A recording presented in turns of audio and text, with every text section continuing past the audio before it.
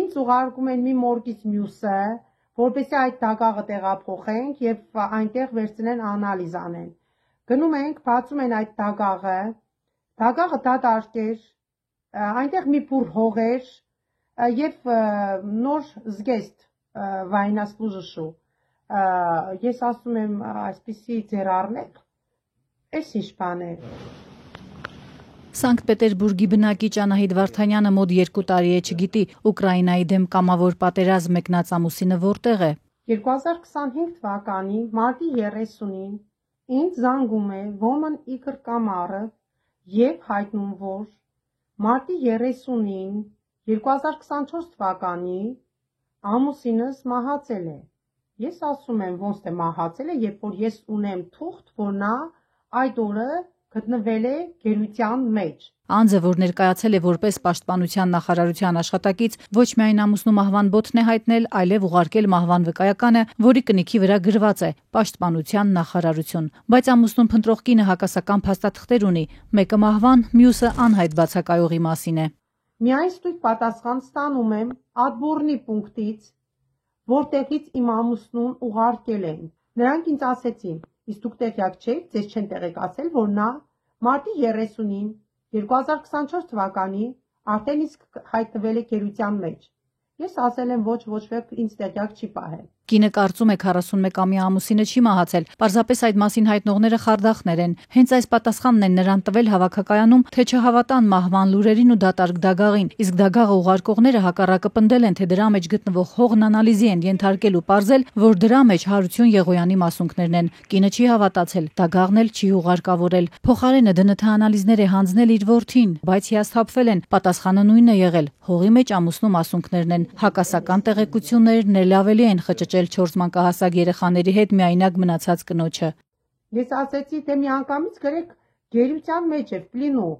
Իսկ ինքը ասեց, ես կրկին անգամ եմ ձեզ բացատրում, ձեզ համար ամենակարևորը այն չի, որ նա ողջ է, առողջ է։ Ես ձեզ ասում եմ, որ նա 100% ողջ է, առողջ է։ Նույն Պաշտպանության նախարարության կնիքով մահվան վկայականում գրված է, որ Հարություն Եղոյանը զոհվել է ռազմական գործողությունների ժամանակ 2024 թվականի մարտի 30-ին, այսինքն այն ժամանակ, երբ մեկ այլ փաստաթղթով հենց այդ օրը համարվում էր անհետ կորած։ Բայց ամուսինս իբր իր մահվան օրից 2 օր առաջ է զանգահարել ինձ, պատմում է կինը։ 28 մարտի 2024 թվականի ամուսինս զանգահարում է ինձ։ Ասում անջան, չանհանգստանաս, ամեն ինչ նորմալ է։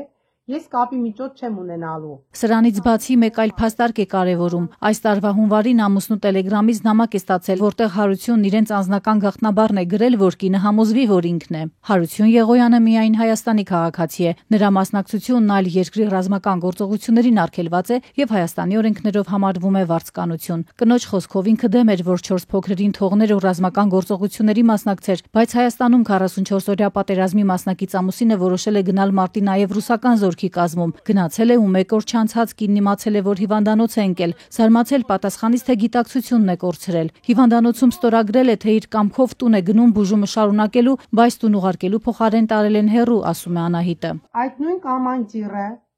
որը այստեղից Սանկտ Պետերբուրգից տարել է, ամուսնու զանգում է եւ թելադրում է, որ արագ դուրս գրում կազմակերպիր այդտեղից եւ գրիր ռապորտի մեջ, որ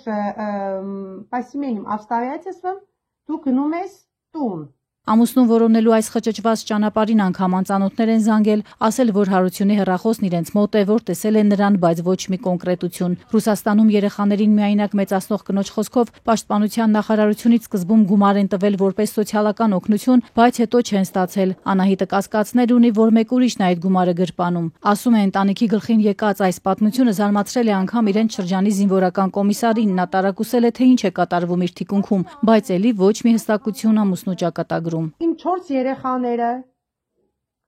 կարոտով սպասում են իրենց հորը։ Ուկրաինայի դեմ Պուտինի սկսած պատերազմի 4-րդ տարին է մոտենում։ Ռուսական բանակն ըստ BBC-ի եւ Մեդիազոնայի նույնականացված տվյալների կորցրել է ավելի քան 135,000 զինվորի։ Նրանց 54%-ը կապ չեն ունեցել զինուժի հետ, կամավորներ էին, մոբիլիզացվածներ եւ դատապարտվածներ։